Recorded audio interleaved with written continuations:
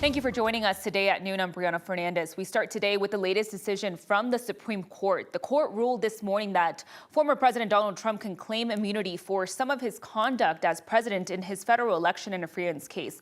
So that immunity may not apply for other actions, adding another obstacle to a trial taking place. NBC's Alice Barr has the details from Washington. The Supreme Court today ruling that former President Trump is immune from prosecution for some of his alleged conduct while he was in office, in a decision that is expected to bring more delays to the federal election interference case against him.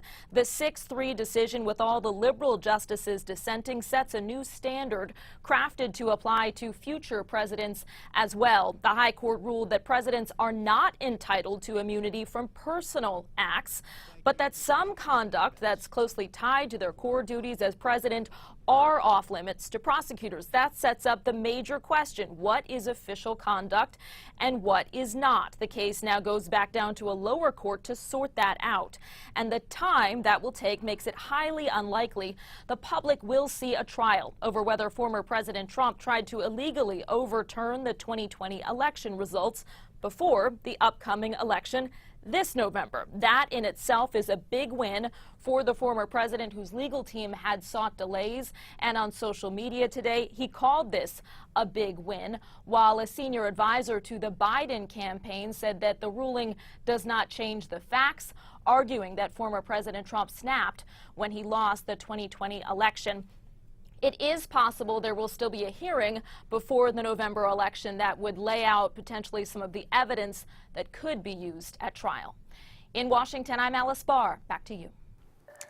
Now turning to our weather, taking a live look around the state right now. We ended June as the second hottest on record for Denver, and then the start of July isn't much different. So we have another hot week in store for us. Right now I'm joined by Chris Bianchi. Chris, please tell me we have a bit of a cool down this week. Any good news? A little bit. Okay. I mean, to be fair, this is the warmest month of the year. So when we're talking about highs in the upper 80s, low 90s, like what we have most of this week coming up, that's a bit more typical for this time of year. But we finished June with temperatures almost 6 degrees above average. We are opening, Brianna, to maybe a bit more of your wishes with those temperatures that are a bit more above average for this, a bit cooler because of that cloud cover that is in place. And for today, we'll be in the upper 80s for us, mostly cloudy skies, some afternoon showers and storms. So those clouds will kind of hang around for us, but we do have some warmer conditions out here as well. Temperatures right now, a lot of 70s, 80s for us, Eastern Plains.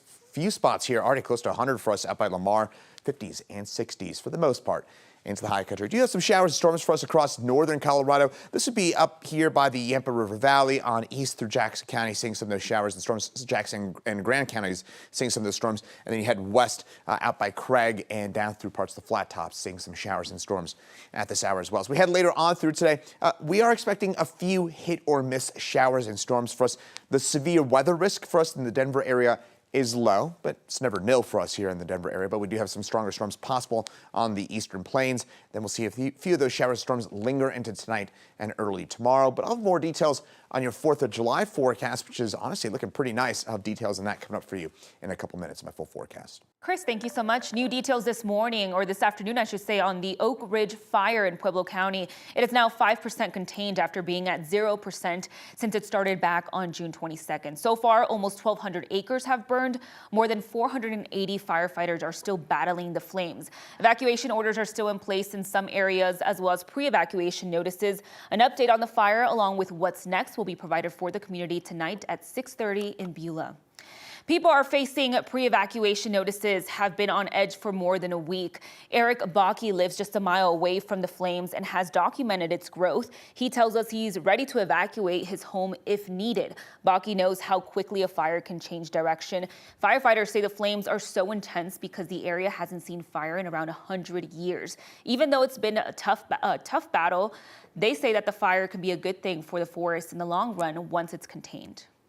Fire can be good for the forest. And so having a little bit of fire, if it's on our terms, is a really positive thing. And so, we would love to get to a point where we can kind of introduce that type of burn to the area and make sure it's healthy for long term to come.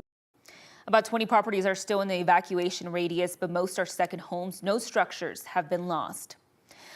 A judge this morning continued the arraignment for former Littleton bus aide with multiple counts of assault. Kiera Jones faces 11 charges after video captured her punching a nonverbal student. So we do want to warn you that that video can be hard to watch. That video is from March 18th, but families believe the abuse began well before then. Attorneys representing several families said the children had injuries that included unexplained scratches, bruises, a lost tooth, a broken toe, and a black eye. The video shows her hitting a child sitting next to her. His family asked us not to blur his face because they wanted the public to see the harsh reality of what happened. Jones is due back in court on August 26. Now, a crime spree carried out by kids in El Paso County, the youngest one only 12 years old. The sheriff's office says the suspect stole a car before crashing it into a gun store. It happened in unincorporated El Paso County last week. Police say they drove a stolen car into the building, then two suspects went inside. They left the store empty-handed and got into another vehicle that was waiting for them outside to get away. Deputies were able to catch a 12-year-old and an 18-year-old. The sheriff's office says the third suspect remains on the run. Today, a series of new laws go into effect in Colorado. One is to help protect your data online, and another is looking for pollinators. 9 News reporter Courtney Yoon joins us from the Capitol. Every time you visit a website, companies are tracking your activity, they're looking at what you're buying, and they're collecting your personal information. A new tool online allows you to opt out of that data collection automatically while you're browsing the web. The tool is called Global Protect Control and has a universal opt-out mechanism. A piece of the Colorado Privacy Act, which was originally signed into law in 2021, goes into effect today. It makes it so companies have to abide by and acknowledge that tool by not collecting or selling your data. After you download the plugin to your browser, the tool automatically sends a signal to each website you visit and protects your data 24/7. Once July 1st hits and you have this tool in your browser and it's sending out that opt-out signal, companies are supposed to abide by that and be automatically updating your preferences when you're on that website to not collect or sell your data. Another law going into effect today helps protect pollinators like bees and other insects. As of today, there's now a limit on the sale of a class of insecticides called neonics. Only licensed pesticides dealers will be able to sell it, and neonics will no longer be on retail shelves. This was part of a bill signed into law last year. The progressive advocacy group Environment Colorado says this will help protect the bees, which are so crucial to our food supply. What I suggest people do is look at the products in their closet and then look up on the web and see what's in them. You can find that information out. It's disclosed in the ingredients lists. And be careful that you're not using neonics. Stiles says that he would rather see a total or complete ban on neonics like other countries in the EU have done, but that this law is a good step forward. If you would like to download that plugin for your browser, you can head to our website, 9news.com, to find the link. In Denver, Courtney Yoon, 9 News.